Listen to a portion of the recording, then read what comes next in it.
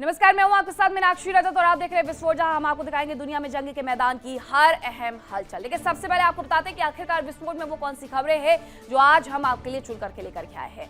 सबसे पहले आपको बताएंगे कि अमेरिका के राष्ट्रपति की मौजूदगी में एक कार्यक्रम में हमला कैसे हुआ, गोलियां चली, एक शख्स गिरफ्तार भी हुआ, आज उसे कोर्ट में पेश किया जाना है। लेकिन इन सब के बीच सवाल ये उठ रहा है कि आखिरकार इतनी सुरक्षा के बीच में एक शख्स हथियार लेकर के अंदर पहुंचा कैसे। लेकिन अंदर के किसी शख्स ने उसकी मदद तो नहीं की, ये भी सवाल खड़ा हो रहा है। ट्रंप के किसी बड़े दुश्मन ने उसका साथ दिया, और अगर ऐसा है तो वो कौन है। आज अपने इस खास कार्यक्रम में हम आपको बताएंगे वाशिंगटन में हुई फायरिंग की डिटेल्ड रिपोर्ट। हम आपको उस आरोपी शख्स के बारे में भी पूरी जानकारी देंगे। इसी के साथ दूसरी बड़ी खबर में बात करेंगे अमेरिका और ईरान के बीच वार्ता के प्रयास की। समझौता हो नहीं पा रहा क्योंकि अमेरिका और ईरान दोनों ही देश अपनी अपनी मांगों पर अड़ गए हैं और दोनों ही एक दूसरे के आगे झुकना नहीं चाहते। इन सब के बीच में ईरान ने एक बड़ा कदम उठाया। उसने अमेरिका को अपनी शर्तों की एक नई फेहरिस्त थमा दी है। खास बात यह है कि यह फेहरिस्त सीधे तौर पर नहीं दी गई, बल्कि मध्यस्थों के जरिए भिजवाई गई है। दूसरी तरफ अमेरिका का साफ तौर पर कहना है कि वो इस पर अपना रुख सीधे सीधे ईरान को ही बताएगा, किसी मीडिएटर से बात नहीं करेगा। ऐसे में सवाल ये उठ रहा है कि क्या वास्तव में यह समझौता कभी हो भी पाएगा या नहीं हो पाएगा। तीसरी खबर में हम आपको बताएंगे अमेरिका और ईरान के बीच में समझौता कराने का जो प्रयास है वो आखिरकार किस हद तक चल रहा है। पाकिस्तान, कतर, तुर्की मध्यस्थता की लगातार कोशिशें कर रहे हैं, लेकिन कामयाबी किसी के हाथ नहीं आ रही है। इन सब के बीच में पुतिन ने भी मध्यस्थता की पेशकश कर दी है। हालांकि ये कोई पहली बार नहीं है, उसके पहले भी उन्होंने मध्यस्थता की पेशकश की थी। लेकिन हाल फिलहाल में जो घटनाक्रम हुआ कि अब्बास अराग़ची इस्लामाबाद पहुंचे, बातचीत नहीं हुई, इसके बाद पुतिन ने एक बार फिर से कदम आगे बढ़ाते हुए मध्यस्थता की पेशकश कर दी है। माना यह जा रहा है कि पुतिन दोनों पक्षों के बीच डील कराने में कामयाब होंगे, लेकिन ये होगा कैसे, उसके बारे में भी आपको विस्तार पूर्वक बताएंगे। तो चलिए करते हैं शुरुआत। तो चलिए विस्फोट में सबसे पहली खबर आपको बताते हैं ईरान से जुड़ी हुई, जहां ईरान को लेकर के ये जानकारी है कि ईरान अपनी शर्तों पर सीज फायर चाहता है। अमेरिका की शर्तों पर वो रुकना नहीं चाहता, युद्ध विराम नहीं चाहता, वो चाहता है कि उसकी शर्तों को ही माना जाए। ईरान अपनी शर्तों पर डटा हुआ है, एक अच्छे नेगोशिएटर की भूमिका वो निभा रहा है। ऐसे में वो ये बिल्कुल नहीं मानना चाहता कि अमेरिका की शर्तें क्या है जिस पर युद्ध विराम हो जाए। परमाणु कार्यक्रम पर कंट्रोल वाले समझौते ईरान को कतई मंजूर नहीं है। पाकिस्तान में हो रही वार्ता में परमाणु मुद्दों पर कोई बात नहीं हो सकती है, ये ईरान की तरफ से स्पष्ट कर दिया गया है। यानी एक बात तो तय है कि ईरान के सापेक्ष में जो ये कहा जाता है कि वो एक अच्छा नेगोशिएटर है, वो उसने इस बार भी सिद्ध कर दिया है, जब उसके पास इस पूरी जंग में खोने के लिए कुछ भी नहीं बचा है। वो अपनी शर्तों पर अड़ा हुआ है और सीधे तौर पर अमेरिका की आंख में आंख डाल करके ये कह रहा है कि बातचीत होगी, सीज फायर भी होगा, लेकिन अमेरिका की नहीं बल्कि ईरान की शर्तों पर यह सीज फायर होगा। उसने ये बात बिल्कुल साफ कर दी है। दूसरी तरफ ट्रंप एक अहम मीटिंग बुलाने वाले हैं, एक अहम बैठक करने वाले हैं, और ये वार्ता ईरान से तनाव पर होने वाली है। ईरान पर तनाव से जो बातचीत हो नहीं पा रही है, उसे लेकर के पहले अमेरिका में व्हाइट हाउस में एक मीटिंग बुलाई गई है। व्हाइट हाउस के सिचुएशन रूम में ये हाई लेवल मीटिंग होने वाली है। इसके साथ साथ शीर्ष सुरक्षा अधिकारी और सैन्य जनरल मौजूद रहेंगे। ईरान युद्ध पर बैठक में वो शामिल होने वाले हैं। ईरान बहुत अच्छे से जानता है कि उसे क्या चाहिए। अमेरिका बहुत अच्छे से जानता है कि ईरान को किस मुद्दों पर झुकाना है, लेकिन अमेरिका झुका नहीं पा रहा, ईरान झुकने को तैयार नहीं है। इसीलिए एक तरफ ईरान फिर से ये स्पष्ट कर रहा है पाकिस्तान के दौरे के बाद कि वो क्या चाहते हैं। वो अपनी शर्तों पर ही सीज फायर चाहते हैं। अब डोनाल्ड ट्रंप की टेंशन बढ़ते जा रही है, क्योंकि वो सीज फायर तो चाहते हैं, लेकिन अपने ईगो को खोए बिना, अपनी शर्तों को तोड़े बिना, अपने आप को अमेरिका को झुकाए बिना, जो हो नहीं पा रहा है। इसीलिए उन्होंने भी एक हाई लेवल मीटिंग बुला ली है। अब आपको खबर इजराइल से जुड़ी हुई बताती हूं, जहां पर प्रधानमंत्री नेतन्याहू पर भ्रष्टाचार मामले में सुनवाई को और ज्यादा टाल दिया गया है। नेतन्याहू की गवाही आखिरी समय में टाल दी गई है। सुरक्षा कारणों के कारण नेतन्याहू की गवाही को टाल दिया गया, और ये पहली बार नहीं है। इसके पहले भी आपको याद होगा विस्फोट में मैंने आपको खबर दिखाई थी, बताया था हमने आपको कि किस तरीके से नेतन्याहू की गवाही को एक बार फिर से टाल दिया गया, ये कह करके कि उनकी सुरक्षा में सेंध लगाई जा सकती है। और एक बार फिर से यही हुआ। रिश्वत धोखाधड़ी केस में आरोप है नेतन्याहू पर। केस नंबर 1000, केस नंबर 2000 और केस नंबर 4000, ये वो 3 केस है जो उन पर भ्रष्टाचार के मामले में चल रहे हैं। एक और खबर आपको बताती हूं, जहां उत्तरी इजराइल पर हिजबुल्लाह लगातार अटैक करते हुए नजर आ रहा है और हिजबुल्लाह ने उत्तरी इजराइल में एक बार फिर से अटैक कर दिया है। उत्तरी इजराइल उसके लिए सबसे मुफीद जगह है। ये दक्षिणी लेबनान में हमला करते हैं और हिजबुल्लाह उसके एवज में उत्तरी इजराइल को निशाना बनाता है। अटैक में हालांकि किसी के हताहत होने की खबर नहीं है, लेकिन हिजबुल्लाह काफी ज्यादा नुकसान उत्तरी इजराइल में कर चुका है। अब इस बात को मानने से इजराइल भी इनकार नहीं करता, क्योंकि इजराइल की तरफ से जब सीज फायर लागू हो गया है लेबनानी सरकार और इजरायली सरकार के बीच में, बावजूद इसके जब इजराइल हमले करता है तो वो बताता है कि हमारे यहाँ उत्तरी इजराइल में हिजबुल्लाह लगातार हमले कर रहा है, इसलिए हम ये हमले उस पर करते हैं। हालांकि ये जो अटैक उत्तरी इजराइल में हिजबुल्लाह की तरफ से किया गया, जो रॉकेट दागे गए, उसमें बताया गया कि कोई भी हताहत नहीं हुआ है। लेकिन अगर बात की जाए नेतन्याहू की, तो नेतन्याहू पर रिश्वत और धोखाधड़ी के 3 केस चल रहे हैं। तीनों केस में पिछले दिनों जब सुनवाई होनी थी तब भी यही कहा गया था उनके सुरक्षा इनपुट को लेकर के कि सुरक्षा में सेंध लग सकती है, उनका कोर्ट जाना मुफीद नहीं रहेगा। और एक बार फिर से उसी बात को दोहरा दिया गया है, यानी फिर से वो पेश नहीं होने वाले हैं। अब बात करते हैं अमेरिका की राजधानी वॉशिंगटन डीसी की, जहां पर अमेरिकी राष्ट्रपति की मौजूदगी में एक कार्यक्रम में हमला हुआ, फायरिंग की गई और इस घटना ने अमेरिकी एजेंसियों की काबिलियत पर भी सवाल खड़े कर दिए हैं। सवाल क्यों खड़े हुए और कैसे ये पूरा घटनाक्रम हुआ, एक बार फिर से देखें।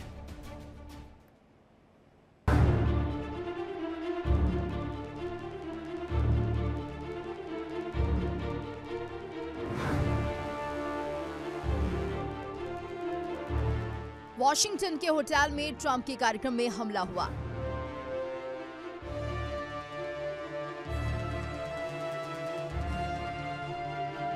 कई राउंड गोलियां चली, एक शख्स घायल हुआ, हमलावर गिरफ्तार हुआ।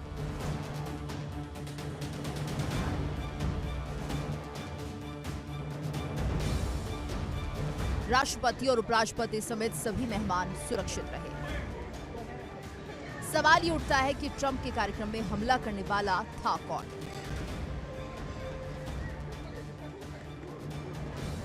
बताया जा रहा है कि हिल्टन होटल में व्हाइट हाउस कॉरेस्पॉन्डेंट्स डिनर में मौजूद थे।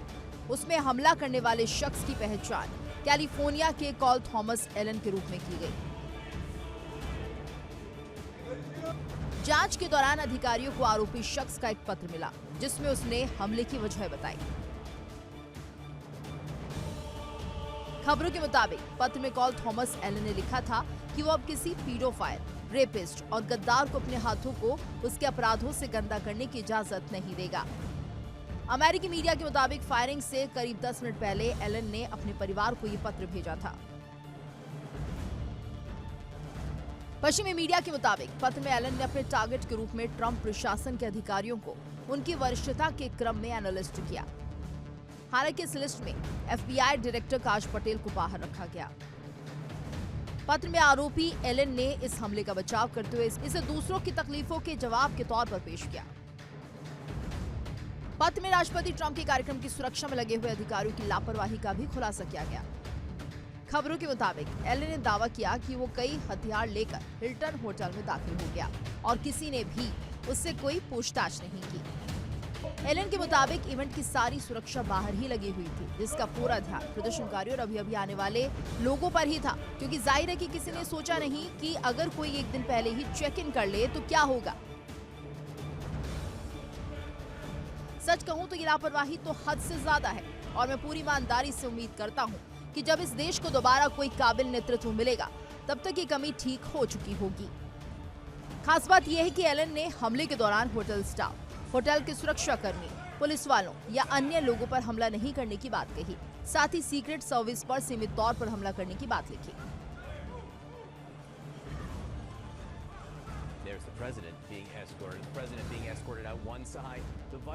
फिलहाल आरोपी गिरफ्तार हो चुका है, आज उसे कोर्ट में पेश किया जाएगा। लेकिन सवाल यह है कि क्या राष्ट्रपति ट्रंप की सुरक्षा में तैनात अधिकारियों को ऐसी किसी परिस्थिति का अंदाजा ही नहीं था, या फिर आरोपी एलन को ट्रंप के किसी करीबी ने मदद दी।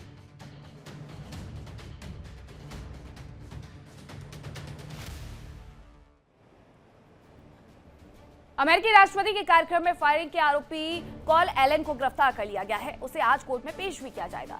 आइए अब आपको बताते हैं कि आरोपी कॉल एलन आखिरकार है कौन। सबसे पहले ये जान लीजिए कि 2017 में मैकेनिकल इंजीनियरिंग एलन की तरफ से की गई थी, जिसे गिरफ्तार किया गया। कंप्यूटर साइंस में मास्टर्स की डिग्री उसकी तरफ से ली गई थी। ये उसका पूरा बैकग्राउंड है। कैलिफोर्निया इंस्टीट्यूट ऑफ टेक्नोलॉजी से उसने पढ़ाई की है।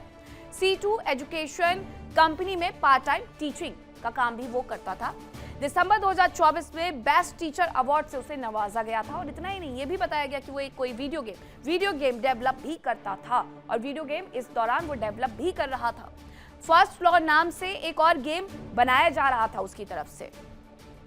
तो ये व्हील चेयर के लिए इमरजेंसी ब्रेक इसकी तरफ से, एलन की तरफ से बनाया गया था।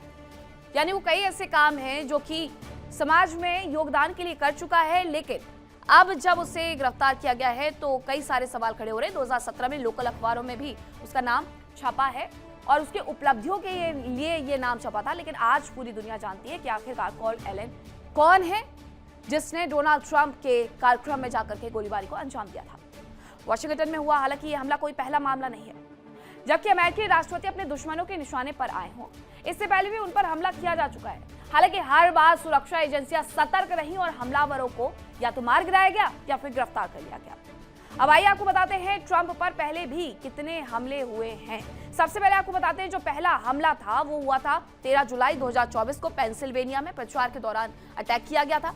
रैली के दौरान कान को छू करके गोली निकल गई थी। आपको याद होगा वो तस्वीरें किस तरीके से सामने आई थी। और सुरक्षा कर्मियों ने हमलावर को उस दौरान हालांकि मार गिराया था। स्नाइपर्स की तरफ से ये किया गया था। दूसरा हमला फ्लोरिडा, जो कि उनका आवास भी है, फ्लोरिडा में ट्रंप के गोल्फ कोर्स पर अटैक हुआ था और ट्रंप उस दौरान गोल्फ खेल रहे थे, तभी अचानक से उन पर फायरिंग कर दी गई थी। तो ये दो हमले उनके ऊपर पहले भी हो चुके हैं और ये तीसरा हमला था जो कि हिल्टन होटल में उस वक्त हुआ जब डिनर पार्टी का आयोजन किया गया था। अब आपको खबर बताती हूँ, हिजबुल्लाह के हमलों पर इजराइल बड़ा दावा कर रहा है। हिजबुल्लाह के हमले को नाकाम करने का दावा इजराइल की तरफ से किया गया। लेबनान की ओर से भेजा गया विमान लापता। इजरायली डिफेंस फोर्स का कहना है कि उत्तरी इजराइल की ओर भेजा गया था विमान, लेकिन अब वो लापता है। वो ये कहते हुए दरअसल नजर आ रहे हैं, दुनिया को ये बताने का प्रयास कर रहे हैं कि हिजबुल्लाह इजराइल के ऊपर हमले तो कर रहा है, लेकिन हिजबुल्लाह को मुंहतोड़ जवाब भी दिया जा रहा है। हिजबुल्लाह के तमाम जो हमले हैं उन्हें नाकाम किया जा रहा है, ये दावा उनकी तरफ से किया जा रहा है। एक और खबर आ रही है कि राष्ट्रपति ट्रंप की ईरान को बड़ी चेतावनी एक बार फिर से देखने को मिली है। फिर से एक बार उनके सुर बदल गए हैं ईरान को लेकर के। अब ईरान के पास लगभग 3 दिन बचे हुए हैं, ये उनकी तरफ से कहा गया, डोनाल्ड ट्रंप की तरफ से, राष्ट्रपति की तरफ से। वो कह रहे हैं कि बस 3 दिन बचे हुए हैं। ये वही हैं जिन्होंने कहा था कि अब हम अनिश्चितकालीन सीज फायर लगा रहे हैं, ऑयल इंफ्रास्ट्रक्चर पर हमला कर सकते हैं। ये ट्रंप की तरफ से कहा गया, बड़ा हमला हम करेंगे 3 दिन बाद। राष्ट्रपति ट्रंप के ईरान को बड़ी चेतावनी आ गई है कि 3 दिन आप और खैर मनाइए, लेकिन उसके बाद हम आपके ऑयल इंफ्रास्ट्रक्चर पर एक बार फिर से बड़ा हमला करने वाले हैं। हालांकि डोनाल्ड ट्रंप का अपने बयानों से पलट जाए और ये एक तरीके से प्रेशर बनाने का प्रयास भी है कि ईरान किसी तरीके से अमेरिका की शर्तों पर राजी हो जाए और अमेरिका उससे अपनी शर्तों के अनुसार सीज फायर के जितने भी पॉइंट्स हैं उन पर दस्तखत करवा ले और अमेरिका पूरी दुनिया में अपनी जीत का ढिंढोरा पीटना शुरू कर दे, जो कि ईरान के अड़ियल स्वभाव की वजह से हो नहीं पा रहा है, क्योंकि ईरान एक अच्छे नेगोशिएटर की भूमिका में है। ऑयल इंफ्रास्ट्रक्चर पर हमला हम कर सकते हैं, यह ट्रंप की तरफ से कहा गया। दूसरी तरफ हिजबुल्लाह और इजरायली डिफेंस फोर्स के बीच में लगातार संघर्ष देखने को मिल रहा है। यह इजरायली डिफेंस फोर्स का कहना है कि उसने हिजबुल्लाह के जितने भी आघात थे उनको नाकामयाब कर दिया है। वॉशिंगटन के हिल्टन होटल में ट्रंप के कार्यक्रम में हमला कोई छोटी बात नहीं है। इस हमले ने न केवल ट्रंप प्रशासन को बल्कि पूरी दुनिया को झकझोर करके रख दिया है। यह ट्रंप पर तीसरा हमला रहा, लेकिन सवाल यह है कि आखिर ट्रंप का इतना बड़ा दुश्मन कौन है, या वो कौन है जिसे ट्रंप की मौत से सबसे ज्यादा फायदा हो सकता है।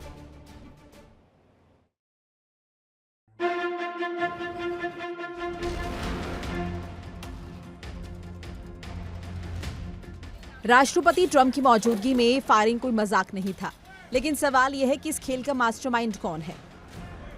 क्या ये ईरान का बदला था या फिर इसके पीछे अमेरिका के अंदर मौजूद डीप स्टेट का हाथ था। अमेरिका दुनिया का सबसे ताकतवर देश और उसके राष्ट्रपति डोनाल्ड ट्रंप दुनिया की सबसे ताकतवर शख्सियत। एक हथियारबंद शख्स होटल के अंदर ट्रंप कैबिनेट के बेहद करीब पहुंच जाता है। ऐसे में अगर स्पेशल फोर्सेज या सीक्रेट सर्विस को प्रतिक्रिया करने में जरा सा भी वक्त लगता तो इसका क्या अंजाम हो सकता था, ये सोचकर भी डर लगता है। इस हमले के पीछे ईरान का नाम भी आ रहा है, क्योंकि ट्रंप की मौत से ईरान को सीधे तौर पर फायदा हो सकता है, क्योंकि संभव है कि अगला राष्ट्रपति उतना आक्रामक ना हो, या तो वो ईरान की शर्तों के आगे झुक जाए। ऐसे में ईरान एक बेहद मजबूत ताकत के रूप में उभर सकता है। हमले के तार ईरान के सहयोगी देश जैसे कि रूस, चीन या उत्तर कोरिया से जुड़ सकते हैं। सवाल ये भी है कि क्या ईरान से बातचीत रद्द होने का इस हमले से कोई कनेक्शन हो सकता है, या फिर ट्रंप से ईरान युद्ध का बदला लिया जा रहा है। ईरान अभी भी अमेरिका का सीधे मुकाबला नहीं कर सकता। ऐसे में कयास लगाए जा रहे हैं कि वो ट्रंप से बदला दूसरे रास्तों से लेना चाहता है, क्योंकि ट्रंप के पहले कार्यकाल में IRGC चीफ सुलेमानी की हत्या हुई थी।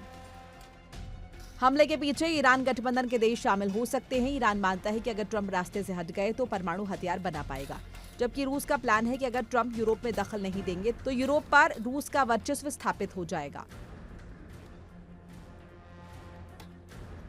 चीन भी सुपर पावर बनने की चाहत रखता है, जबकि ट्रंप उस पर अंकुश लगाते रहे हैं।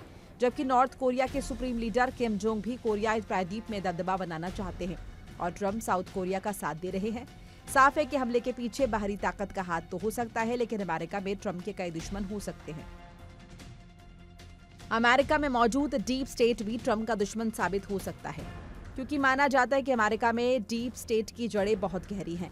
FBI, CIA, NSA जैसी इंटेलिजेंस एजेंसीज, ब्यूरोक्रेट्स, मीडिया और बड़े कॉरपोरेट हाउस मिलकर एक सीक्रेट सरकार चलाते हैं। ये षड्यंत्रों के जरिए चुने हुए राष्ट्रपति की नीतियों को अपने हिसाब से मोड़ने की कोशिश करते हैं। जबकि ट्रंप खुद बिजनेसमैन रहे हैं, लिहाजा वो इस गठबंधन को हावी नहीं होने दे रहे। ट्रंप ऐसे डिसीजन ले रहे हैं जिनका उनके रिलेटिव्स और करीबी फायदा उठा रहे हैं, जिससे डीप स्टेट के नेटवर्क से जुड़े लोगों की बेचैनी बढ़ रही है। हो सकता है कि इस वजह से वो ट्रंप को रास्ते से हटाने का प्लान बना रहे हों। माना जाता है कि डीप स्टेट से जुड़े पेंटागन के कई टॉप जनरल भी फिलहाल युद्ध जारी रखना चाहते हैं, ताकि ट्रंप का ध्यान make America great again mission से भटकाया जा सके। इससे उनके खिलाफ विरोध भड़काया जा सके। साफ है कि ट्रंप के दुश्मन कई हैं और सभी बेहद ताकतवर हैं। हालांकि सच ये भी है कि सभ्य समाज में हिंसा की कोई जगह नहीं होती।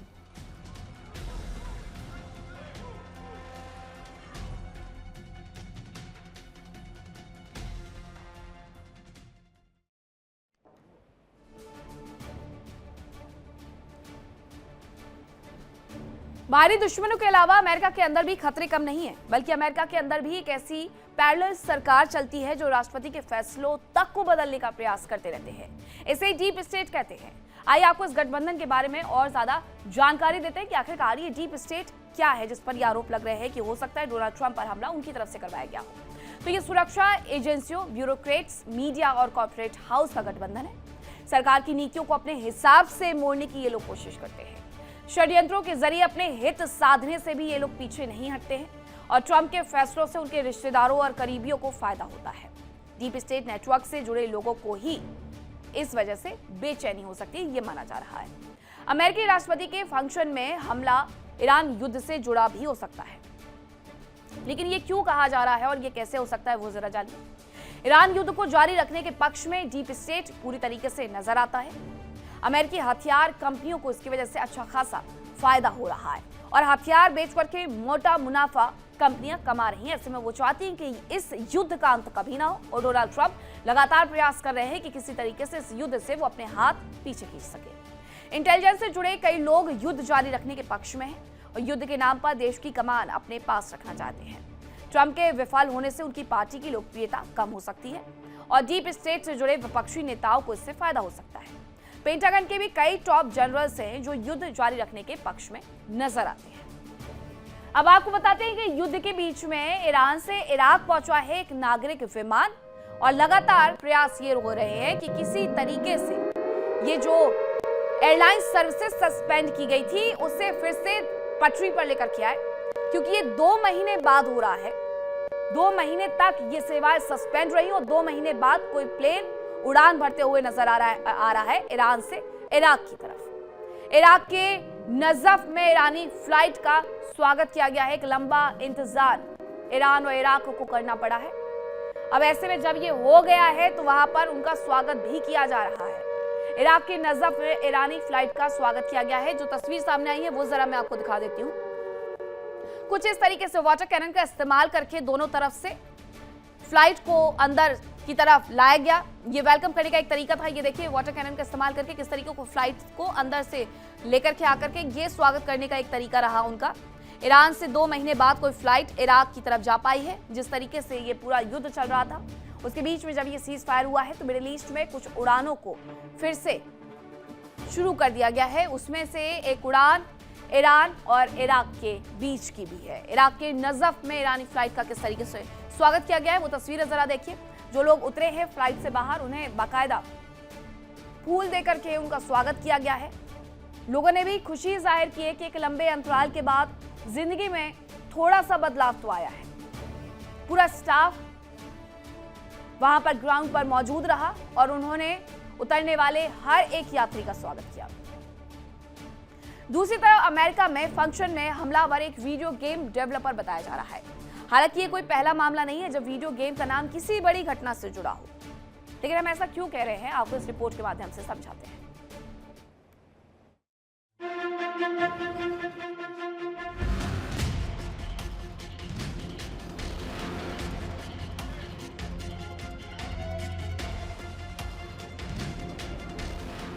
वॉशिंगटन का होटल हिल्टन, जहां हुई एक वारदात ने पूरी दुनिया को हिला दिया। हालांकि तुरंत एक्शन लेते हुए सुरक्षा एजेंसीज ने न केवल राष्ट्रपति और उपराष्ट्रपति को सुरक्षित जगह पहुंचाया बल्कि आरोपी कोल थॉमस एलन को गिरफ्तार किया।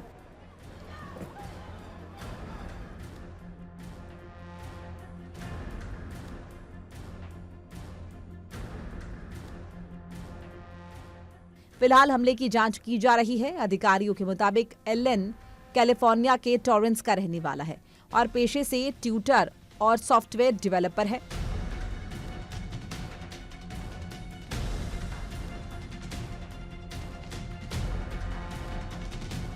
घटना के बाद सुरक्षा एजेंसियां उसके बैकग्राउंड और हमले के मकसद की गहनता से पड़ताल कर रही हैं।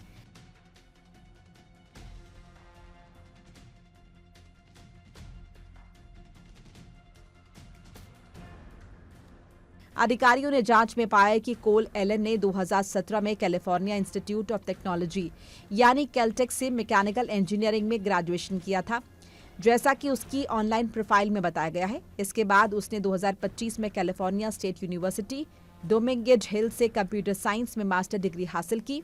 जांच के दौरान अधिकारियों को उसकी प्रोफाइल से इंफॉर्मेशन मिली कि वो एक मैकेनिकल इंजीनियर और कंप्यूटर साइंटिस्ट रहा है, साथ ही गेम डेवलपमेंट में भी सक्रिय था। रिपोर्ट के मुताबिक एलन ने कई साल तक C2 एजुकेशन नाम की प्राइवेट ट्यूशन कंपनी में पार्ट टाइम शिक्षक के रूप में काम किया।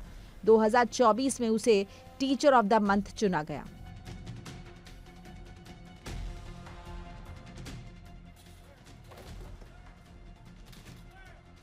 जांच में पता चला कि वो हाई स्कूल के छात्रों को कॉलेज एंट्रेंस एग्जाम की तैयारी कराता था।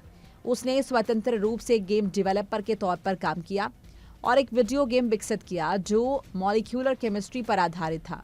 उसके अन्य प्रोजेक्ट्स में स्पेस थीम वाला एक टॉप डाउन शूटर गेम भी शामिल था। खास बात यह है कि एलन एक वीडियो गेम डेवलपर है। सवाल ये उठता है कि क्या ये एक सोची समझी साजिश थी जिसमें वीडियो गेम भी अहम किरदार रहा।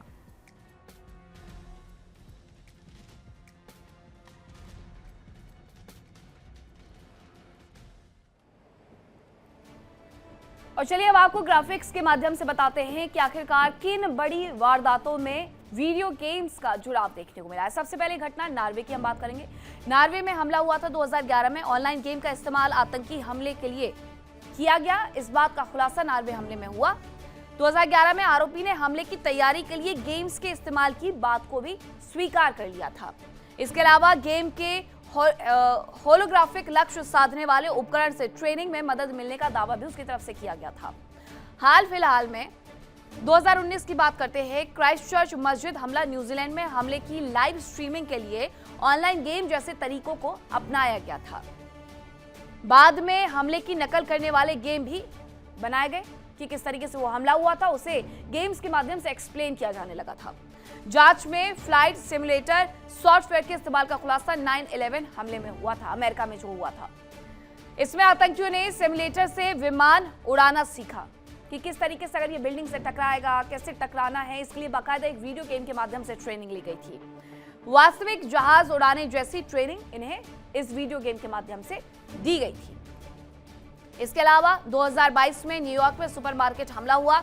हमलावर ने हेलमेट कैमरे से हमले की लाइव स्ट्रीमिंग की थी। उस दौरान वीडियो गेम की तरह हमले की वारदात को फिल्माया गया था। ऐसा लग रहा था कि किसी वीडियो गेम में हैं हम, जहां पर हम ये पूरा हमला देख रहे हैं, लेकिन दरअसल इस हमले को अंजाम देने के साथ साथ इसकी जो रिकॉर्डिंग की गई थी उसे इस तरीके से डेवलप किया गया कि वो गेम है। हमले से पहले कुछ लोगों को स्ट्रीमिंग देने के लिए निमंत्रण की भी खबर है, यानी जो वो पूरी घटना हो रही है उसके लिए बाकायदा एक स्ट्रीमिंग की जा रही है। और उस स्ट्रीमिंग के लिए आप ये समझ लीजिए कि लोगों को पहले से लिंक भेज दी गई थी कि ऐसा हमला होने वाला है, यानी सोची समझी साजिश के तहत ये हुआ था। अब मैं आपको इसी से जुड़ी हुई एक और खबर बताती हूँ। खबर ये है कि ब्रिटेन में ब्रिटिश आर्मी को इस तरीके से डेवलप किया जा रहा है, उनकी प्रोग्रामिंग दरअसल की जा रही है वीडियो गेम के माध्यम से, उन्हें वीडियो गेम के माध्यम से ट्रेन किया जा रहा है। और उसकी वजह इस तरीके के हमले हैं कि ब्रिटेन की आर्मी को वीडियो गेम की तरह ही डेवलप करने की कोशिश की जा रही है और उन्हें बाकायदा वीडियो गेम की तरह एनवायरमेंट बना करके, उस एनवायरमेंट में खड़े करके उन्हें सिखाया जा रहा है कि किस तरीके से ड्रोन अटैक होता है। ड्रोन सिखाने के लिए बाकायदा वो गेमिंग रिमोट्स का इस्तेमाल कर रहे हैं ताकि वो ये समझ सके कि इसका इस्तेमाल करके किस तरीके से ड्रोन हमले करने हैं, ड्रोन हमलों को रोकना है। और इसके लिए भी ब्रिटेन की तरफ से कई सारे देशों को आमंत्रण दिया गया कि आप आइए और इस हमारे प्रोग्राम में शामिल होइए। और उसकी वजह ये तमाम जो ये लंबी लिस्ट आप देख रहे हैं, उन हमलों की वजह से ऐसा होता है। क्राइस्टचर्च मस्जिद हमला न्यूजीलैंड 2019 का, 9/11 हमला अमेरिका का, ये सब कहीं ना कहीं वीडियो गेम से लिंक नजर आते हैं। सुपरमार्केट हमला न्यूयॉर्क का। अब वीडियो गेम का जो आतंकी कनेक्शन है, दरअसल वो आपको समझा देती हूँ कि ऑनलाइन गेमिंग प्लेटफॉर्म से जुड़े युवाओं को सबसे पहले टारगेट किया जाता है। ये खुलासा इसमें हुआ है कि वीडियो गेम का आतंकी कनेक्शन क्या है। लोगों को, ऐसे ही लोगों को टारगेट किया जाता है जिन्हें ऑनलाइन गेम खेलना आता है। चैट और वॉइस कॉल के माध्यम से इनका ब्रेन वॉश कर दिया जाता है। जब आप वीडियो गेम खेलते हैं, और आपने कई सारे ऐसे गेम देखे होंगे जिसमें आप एक कंट्री में बैठकर के दूसरे कंट्री के व्यक्ति के साथ वो गेम खेल रहे हैं, उसके साथ आप कंटिन्यू बातचीत कर रहे हैं, तो उस दौरान इस बात का सबसे ज्यादा फायदा उठाया जाता है आतंकी कनेक्शन डेवलप करने के लिए कि सामने वाले का ब्रेन वॉश कर दो। मैसेज भेजने के लिए इस्तेमाल हो सकते हैं ये private server. In gaming platforms का इस्तेमाल इसलिए किया जाता है, कुछ गेमिंग प्लेटफॉर्म में रियल सिचुएशन दिखाई जाती है, उन्हें बनाया इस तरीके से जाता है कि आपके साथ भी तो यही हो रहा है। वॉर या हमले की रियल टाइप सिचुएशन से इनकी ट्रेनिंग हो सकती है। हमले की बारीकियों को समझने के लिए ये अहम हो जाते हो। कई सारे गेम भारत में इस वजह से बंद भी कर दिए गए कि किस तरीके से सुरक्षा इनपुट्स में सेंध लगाने का प्रयास कर रहे थे, और इन सब के खुलासे के बाद उन्हें बंद तक कर दिया गया। खबर आ रही है, आपको बताती हूँ कि ईरान ने अमेरिका को एक और प्रस्ताव भेज दिया है। पश्चिमी मीडिया ये दावा कर रही है कि ईरान ने अमेरिका को एक प्रस्ताव भेजा है और मध्यस्थ के जरिए अमेरिका को यह प्रस्ताव भिजवाया गया है। ईरान ने कहा है कि पहले आप हॉर्मुज से नाकेबंदी हटा लीजिए, युद्ध खत्म करने के बाद हम परमाणु मुद्दे पर चर्चा कर लेंगे, लेकिन सबसे पहले हॉर्मुज से नाकेबंदी अमेरिका को हटानी होगी। और जब तक वो नाकेबंदी वहां से नहीं हटेगी, किसी भी तरीके की कोई बातचीत नहीं होगी। ये कुछ नया नहीं है, ये सब पुराना है, लेकिन अमेरिका ईरान की बातों को मान नहीं रहा है, जिस वजह से ईरान बातचीत के लिए पहुंच नहीं रहा है। एक बार फिर से यही कहा गया ईरान की तरफ से कि हॉर्मुज से अमेरिका अपनी नाकेबंदी को हटाए, उसके लिए बातचीत की टेबल पर आए। ईरान और अमेरिका के बीच सीधी वार्ता नहीं हो पा रही है। ईरान तो जैसे अमेरिका के सब्र को टेस्ट करने में लगा है। अब्बास अराक्ची इस्लामाबाद पहुंचे, लेकिन जैसे अमेरिकी प्रतिनिधियों के इस्लामाबाद के लिए रवाना होने की बात सामने आई, वो इस्लामाबाद से रवाना हो गए। और अब बातचीत के लिए ईरान ने अपनी मांगों की एक और फेहरिस्त अमेरिका को थमा दी है कि अगर बात करनी है तो पहले हमारी फेहरिस्त को मान लो।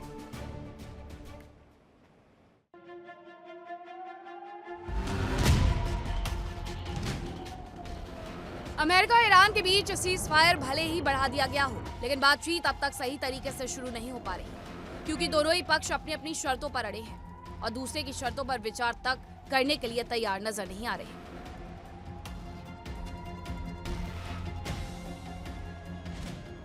अमेरिका और ईरान के बीच नई कूटनीतिक हलचल देखने को मिली है।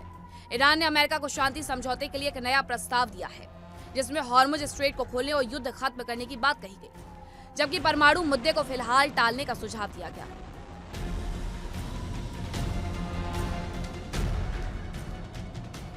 रिपोर्ट के अनुसार मध्यस्थों के जरिए अमेरिका तक पहुंचे इस प्रस्ताव में कहा गया कि पहले समुद्री नाकेबंदी हटाई जाए और युद्ध को लंबे समय के लिए रोका जाए या पूरी तरह खत्म किया जाए। इसके बाद ही परमाणु कार्यक्रम पर बातचीत शुरू हो सकती है।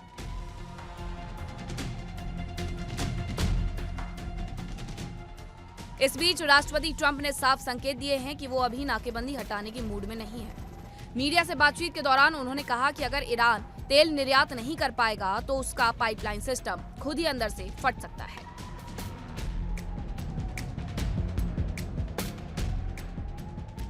पश्चिमी मीडिया में आई खबरों के अनुसार आरागची ने पाकिस्तान, तुर्की, कतर और मिस्र जैसे देशों के मध्यस्थों को साफ कहा है कि ईरान के अंदर ही अमेरिका की शर्तों पर मतभेद है।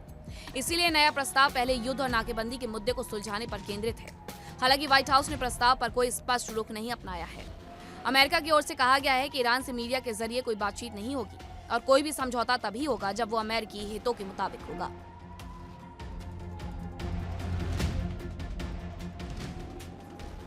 ईरान ने जो प्रस्ताव भेजा है उसके 3 चरण हैं, जिसमें पहले चरण में ईरान और लेबनान समेत सभी मोर्चों पर जंग का खात्मा और दोबारा शुरू नहीं किए जाने की गारंटी शामिल है। जबकि दूसरे चरण की शर्तों पर तब बात होगी जब पहले चरण की शर्तों पर सहमति बन जाएगी। दूसरे चरण में हॉर्मुज को लेकर चर्चा की जाएगी।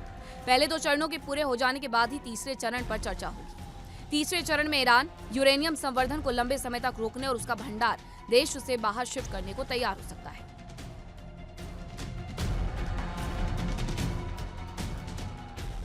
कुल मिलाकर ईरान का ये नया दाव बातचीत को आगे बढ़ाने की कोशिश जरूर है, लेकिन अमेरिका की सख्त रणनीति और नाकेबंदी के चलते ये देखना होगा कि क्या इससे कोई रास्ता निकल पाता है या टकराव और बढ़ता है।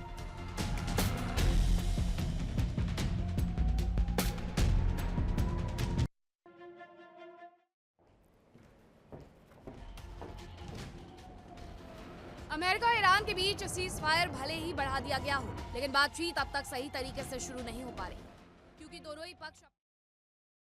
दूसरी तरफ रूस पहुंचे ईरान के विदेश मंत्री अब्बास अरागची राष्ट्रपति पुतिन से मुलाकात कर सकते हैं। अरागची और पुतिन की भूमिका को लेकर के पहले से सवाल खड़े हो रहे हैं कि पुतिन इस पूरे सीज फायर के दौरान मध्यस्थता की भूमिका को निभा सकते हैं बातचीत करवाने के लिए। अब ऐसे में क्योंकि ये 3 देशों का दौरा था, ओमान में जाकर के वहां पर उन्होंने मुलाकात कर ली, उसके पहले पाकिस्तान जाकर के मुलाकात करके आए थे। अब रूस पहुंच चुके हैं विदेश मंत्री अब्बास अरागची और पुतिन से मुलाकात कर सकते हैं। युद्ध और शांति वार्ता को लेकर के यहाँ बातचीत होगी और मध्यस्थता के लिए भी बातचीत हो सकती है। ये उस वक्त की तस्वीरें हैं जब वो रशिया पहुंचे थे। अब्बास अरागची को आप देख रहे हैं क्योंकि वहां पर पहुंच चुके हैं। अब ऐसे में बताया ये जा रहा है कि रूस के राष्ट्रपति से बातचीत कर सकते हैं, व्लादिमीर पुतिन से वो बातचीत कर सकते हैं। व्लादिमीर पुतिन वैसे भी बहुत ज्यादा इंटरेस्टेड है इस बात को लेकर के कि वो इस शांति वार्ता में मीडिएटर की भूमिका को अदा करें। ऐसे में यहाँ पर ये बातचीत हो भी सकती है क्योंकि ईरान और रूस पुराने साझेदार हैं। अमेरिका और ईरान के बीच में जो युद्ध कोई रोक सकता है तो माना यह जा रहा है रशिया, क्योंकि रशिया के भी अब हालात और दोनों के बीच के संबंध यानी अमेरिका और रशिया के बीच के संबंध में बहुत सुधार हुआ है। पुतिन अमेरिका और ईरान के बीच में मध्यस्थता कर सकते हैं, इसीलिए ये कहा जा रहा है। माना यह जा रहा है कि पुतिन की ये कोशिश दुनिया में शांति लाने की दिशा में अहम कदम साबित हो सकती है क्योंकि उसके दोनों ही देशों से रिश्ते ठीक है।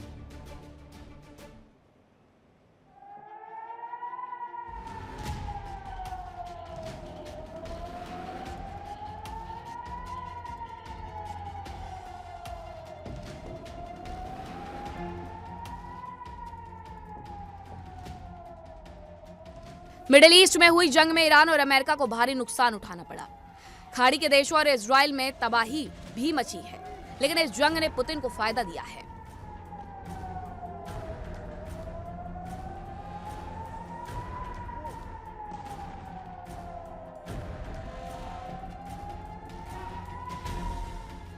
पुतिन का न केवल तेल का कारोबार चमका, बल्कि वैश्विक स्तर पर उनकी छवि भी बेहतर हुई। अमेरिका और ईरान के बीच शांति वार्ता में अब रूस की एंट्री हो सकती है। ईरान के विदेश मंत्री अब्बास अरागची मॉस्को में हैं, जहां वो राष्ट्रपति पुतिन से शांति वार्ता और जंग के वर्तमान हालात समेत कई अहम मुद्दों पर चर्चा कर सकते हैं। दरअसल अमेरिका और ईरान के बीच वार्ता का अब तक कोई ठोस नतीजा नहीं निकल पाया। इस बीच राष्ट्रपति पुतिन ने दोनों देशों के बीच मध्यस्थता की पेशकश की। माना जा रहा है कि राष्ट्रपति पुतिन का मध्यस्थ अवतार अमेरिका ईरान जंग में अहम पड़ाव साबित हो सकता है। उम्मीद की जा रही है कि पुतिन दोनों देशों के बीच शांति वार्ता को मुकाम तक पहुंचाने में कामयाब हो सकते हैं, क्योंकि पुतिन के रिश्ते दोनों ही देशों के साथ अच्छे हैं। ईरान के साथ रूस के पुराने रिश्ते हैं। ईरान के परमाणु कार्यक्रम में रूस मदद कर रहा है।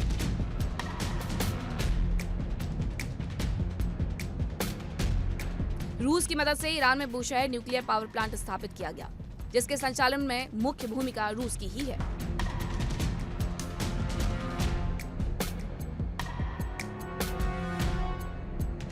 राष्ट्रपति ट्रंप से भी पुतिन के अच्छे रिश्ते हैं। अमेरिका ने कुछ दिन पहले ही रूस को अंतर्राष्ट्रीय स्तर की बैठक के लिए न्योता भी दिया।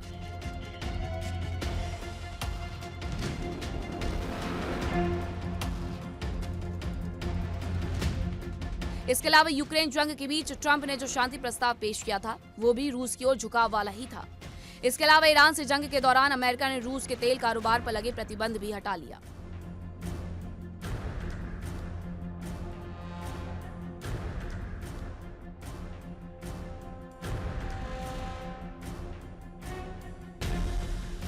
लिहाजा रूस के तेल कारोबार को फायदा हुआ।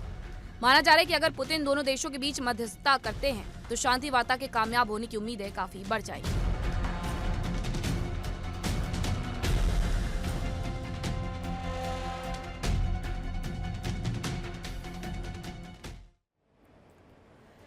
अमेरिका ईरान युद्ध के दौरान सबसे अहम मुद्दा ईरान का परमाणु कार्यक्रम है, लेकिन ईरान के परमाणु कार्यक्रम में रूस एक अहम सहयोगी है। रूस की मदद से ईरान का सबसे बड़ा और अहम परमाणु संयंत्र यानी कि बुशहर न्यूक्लियर पावर प्लांट अभी तक चल रहा है। सबसे पहले आपको बताते हैं कि ईरान रूस का परमाणु रिश्ता आखिरकार डेवलप कैसे हुआ। तो साल 1995 में ईरान ने रूस के साथ एक समझौता किया था। ये बुशहर न्यूक्लियर पावर प्लांट को लेकर के हुआ। रूस की कंपनी रोसाटम ने पूरा प्लांट का निर्माण कार्य संभाल लिया था और उसकी तरफ से इसे पूरा किया गया था।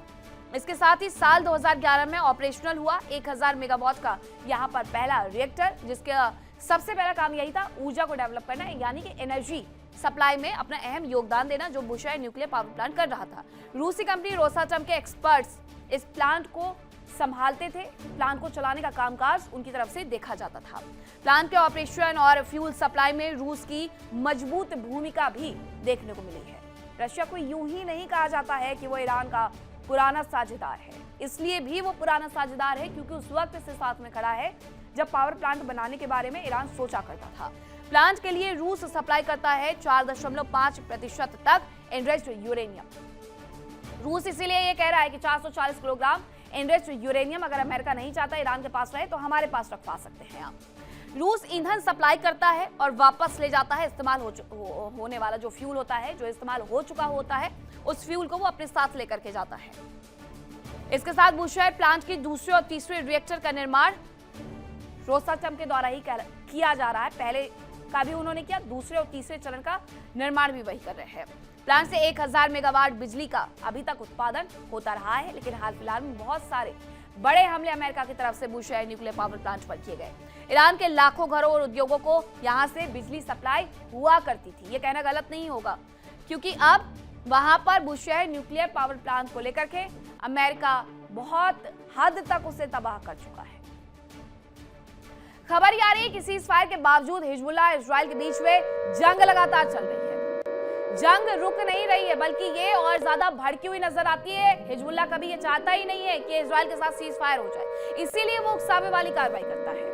हिजबुल्लाह इजराइल के बीच जंग चल रही है। इजराइल के रेस्क्यू हेलीकॉप्टर नजर आ रहे हैं। हिजबुल्लाह पर हमला हो रहा है। दक्षिण लेबनान के अल तैबा इलाके में हमला हुआ है। घायल सैनिकों को रेस्क्यू करने के लिए हेलीकॉप्टर आया था। आईडीएफ ने हिजबुल्लाह का ड्रोन अटैक इस दौरान हालांकि नाकामयाब कर दिया, क्योंकि अब जमीन पर उतर करके ये कार्रवाई की जा रही है। इजरायली डिफेंस फोर्स के बहुत सारे टैंक वहां पर जमीन पर दक्षिणी लेबनान में नजर आ जाते हैं। ऐसे में इजरायली डिफेंस फोर्स की तरफ से जो कार्रवाई की जा रही थी उस पर हिजबुल्लाह ने एक बड़ा हमला किया और इजरायली डिफेंस फोर्स के कई सारे सैनिक इस दौरान उन्हें नुकसान पहुंचा, घायल हो गए। दूसरी तरफ हिजबुल्लाह की तरफ से जो ड्रोन भेजा गया था उसे नाकामयाब कर दिया गया इजरायली डिफेंस फोर्स की तरफ से। ये जो आप हेलीकॉप्टर देख रहे हैं, ये जो आप चॉपर देख रहे हैं, ये आया था ताकि यहाँ पर जो घायल हुए इजरायली डिफेंस फोर्स के जवान, उन्हें वो रेस्क्यू करके अपने साथ ले जा सके। लेकिन इस दौरान भी हिजबुल्लाह की तरफ से एक बड़ा हमला किया गया, लेकिन इस ड्रोन हमले को इन्होंने नाकामयाब कर दिया है।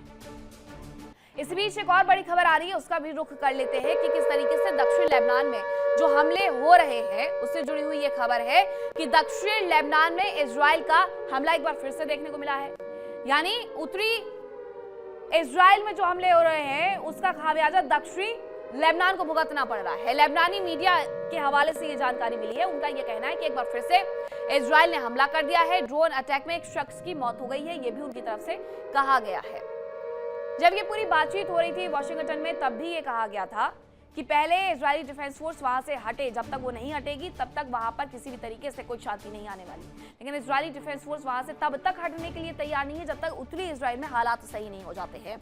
ये तस्वीरें सामने आई है कि ड्रोन अटैक हुआ है और ये लेबनानी मीडिया की तरफ से दावा किया गया है कि इस ड्रोन अटैक की वजह से एक शख्स की मौत हो गई है। हालांकि रेस्क्यू बचाव करने के लिए यहाँ पर टीमें जरूर उतरी हुई हैं, लेकिन ये मलबे में सब कुछ दब करके तबाह हो गया है।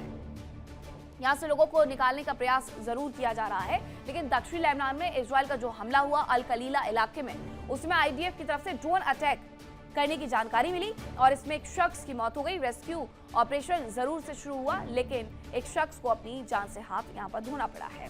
वहीं हिजबुल्लाह के हमले को लगातार नाकामयाब किया जा रहा है। दक्षिण लेबनान के अल तैबा इलाके में हिजबुल्लाह लगातार इजरायली डिफेंस फोर्स के सैनिकों पर अटैक कर रहा था, लेकिन ये तमाम अटैक को उनकी तरफ से सीधे सीधे नेस्तनाबूद कर दिया गया इजरायली डिफेंस फोर्स की तरफ से।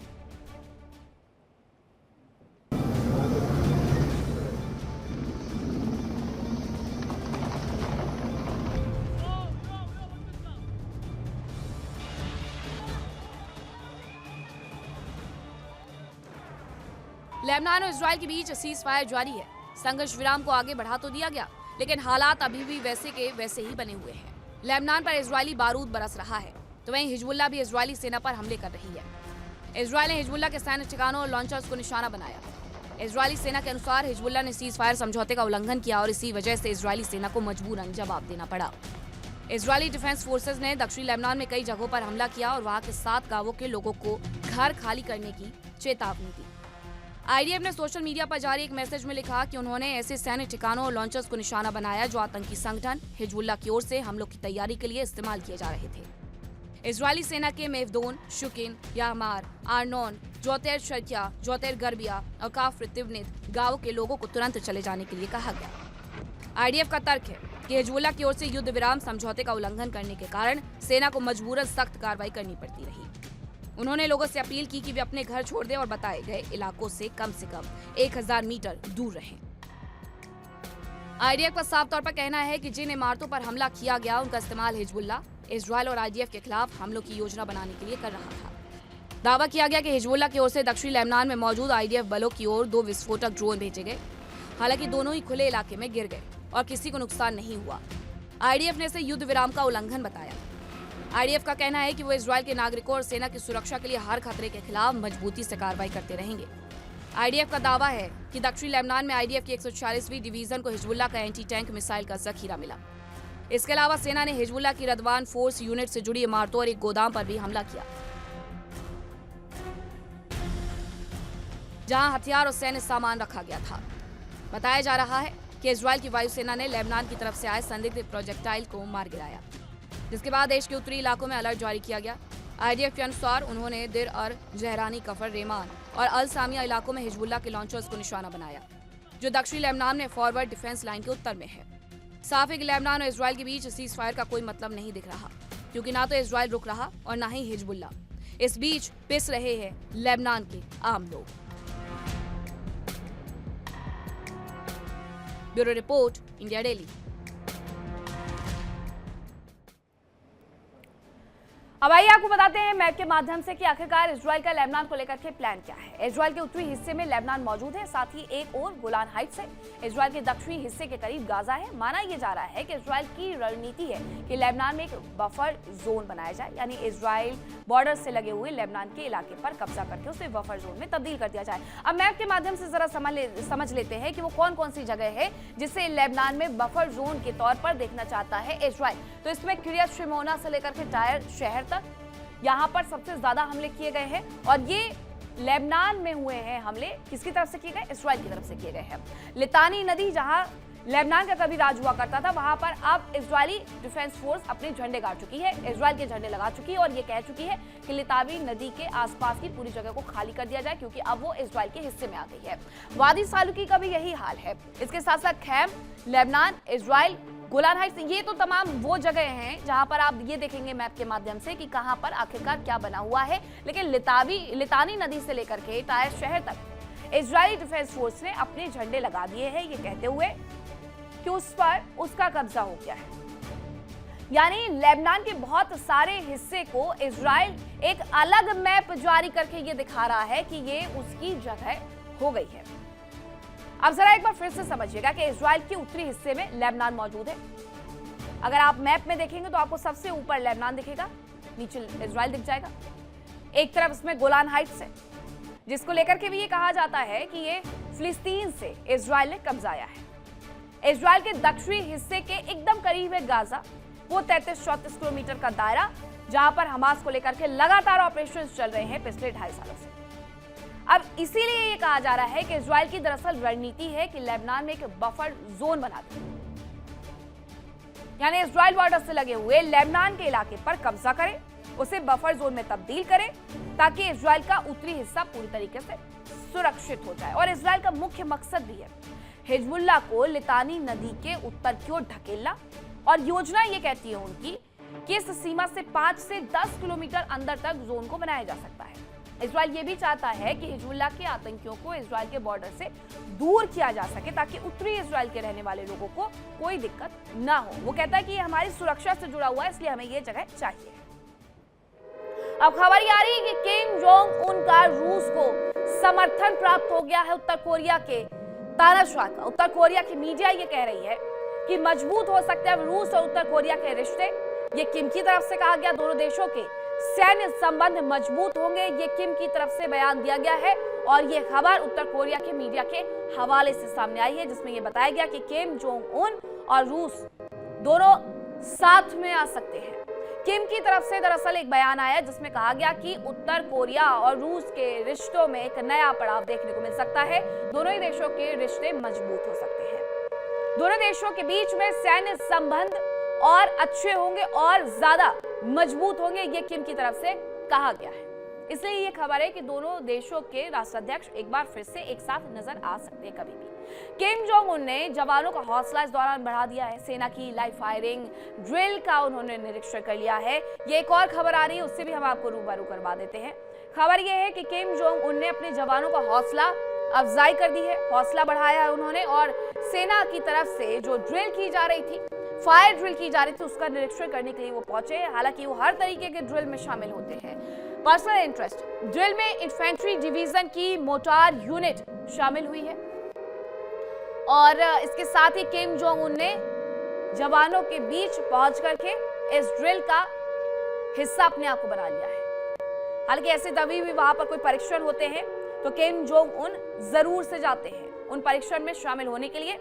ऐसे में ड्रिल के लिए भी वो वहां पर पहुंचे हुए थे। अमेरिका ईरान के बीच में जंग के दौरान हॉर्मुज एक सबसे बड़ा और अहम मुद्दा बन चुका है। हॉर्मुज बंद हुआ तो दुनिया भर में हाहाकार मच गया, कई देशों में लॉकडाउन लग गया। हालांकि हॉर्मुज पर अमेरिका ज्यादा निर्भर नहीं है। इसके बाद भी माना यह जा रहा है कि अगर हॉर्मुज से सप्लाई पूरी तरीके से बंद हो जाए तो अमेरिका भी घुटनों पर आ जाएगा।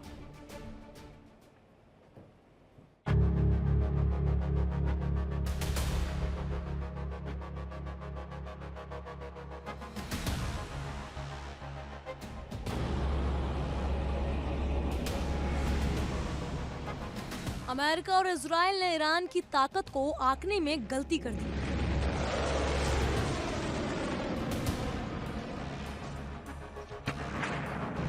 दोनों ने ईरान पर जबरदस्त अटैक किया। पहले ही दौर में अयातुल्ला अली खामेनेई की मौत के रूप में कुछ कामयाबी भी मिली, लेकिन ईरान ने ऐसा पलटवार किया कि अमेरिका, इजराइल और अब अरब देशों के साथ ही पूरी दुनिया टेंशन में आ गई।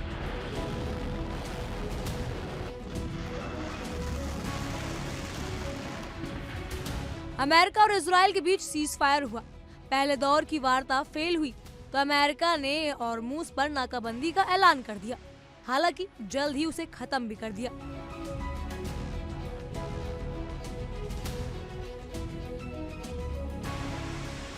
जंग में अहम मुद्दा है हॉर्मुज स्ट्रेट।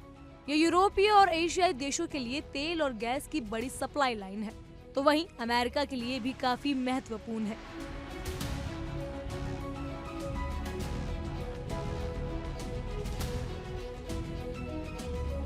हॉर्मुज स्ट्रेट से गुजरने वाले तेल की सप्लाई भले ही अमेरिका के लिए मायने नहीं रखती हो, लेकिन उसकी हथियारों और कंप्यूटर इंडस्ट्री के लिए स्ट्रेट का खुला रहना काफी अहम है, क्योंकि अगर यहाँ से सप्लाई प्रभावित हुई तो उसका सीधा असर ताइवान की चिप इंडस्ट्री पर होगा, जो न केवल अमेरिका बल्कि पूरी दुनिया के लिए काफी अहम है।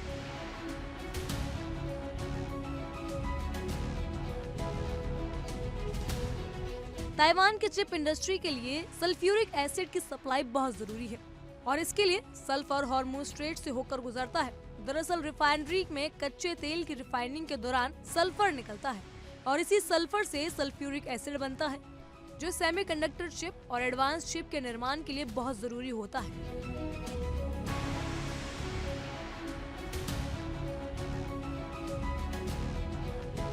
इसके अलावा ताइवान में आधी बिजली का प्रोडक्शन LNG से होता है और इसकी सप्लाई कतर से होती है। यानी अगर कतर से LNG की सप्लाई रुकी तो ताइवान की इंडस्ट्री ठप हो सकती है और चिप मैन्युफैक्चरिंग प्लांट में कामकाज रुक सकता है।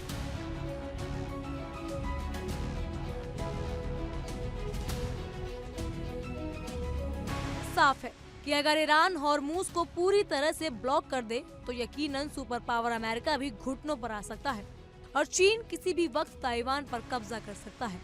यानी एक साथ अमेरिका को दोहरी मार झेलनी पड़ेगी।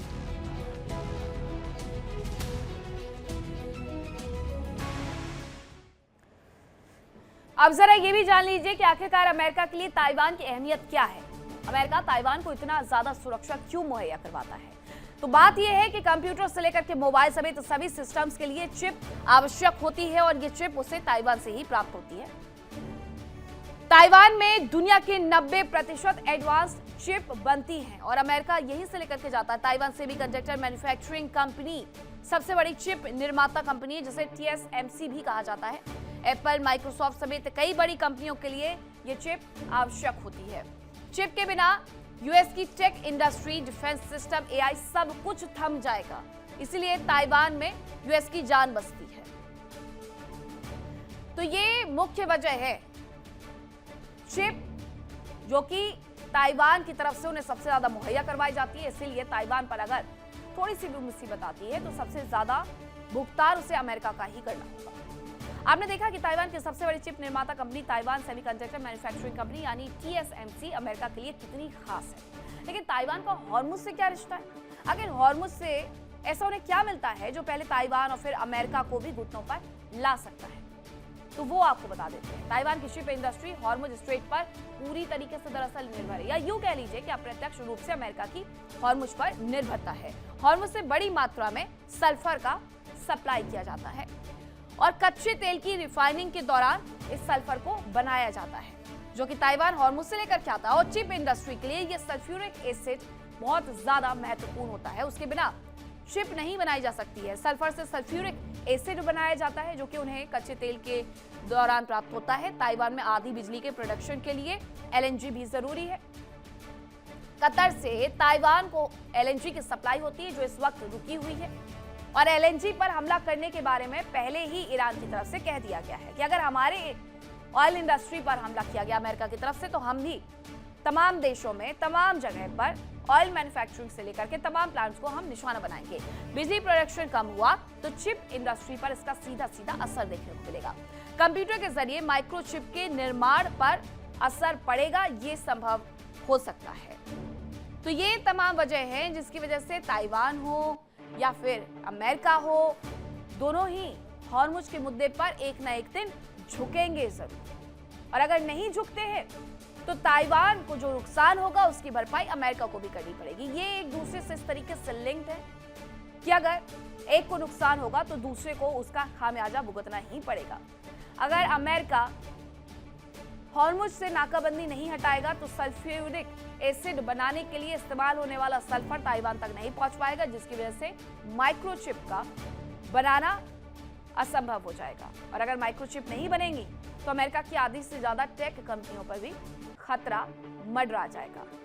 यही वजह है कि हॉर्मुज के मुद्दे पर ईरान अपनी तूती लेकर के चल रहा है कि जो हमने बोल दिया है वही मानना होगा, और अगर नहीं मानोगे तो नुकसान आप ही को होने वाला है। हालांकि अमेरिका की तरफ से, डोनाल्ड ट्रंप की तरफ से ये बयान आते हैं कि हमारा क्या, ईरान को $500 बिलियन का हर दिन नुकसान हो रहा है। अगर वो ये नुकसान उठा सकता है तो अच्छी बात है, उठाने दीजिए। लेकिन असलियत ये है कि अमेरिका के साथ साथ ईरान को भी इसकी वजह से अच्छा खासा नुकसान हो सकता है। तो ये थी खबरें विस्फोट में आज की। फिलहाल वक्त एक छोटे से ब्रेक का है, कहीं मत जाएगा, खबरों का सिलसिला लगातार जारी है। इंडिया डेली अब आपके स्मार्ट टीवी पर भी मौजूद है। इंडिया डेली 24/7 आप इन सभी प्लेटफॉर्म पर लाइव देखिए इंडिया डेली 24/7 अब आपके स्मार्ट टीवी पर। इंडिया डेली मौजूद है सभी डिजिटल प्लेटफॉर्म पर लाइव और लगातार। इंडिया डेली 24/7 हर दिन राष्ट्र को समर्पित।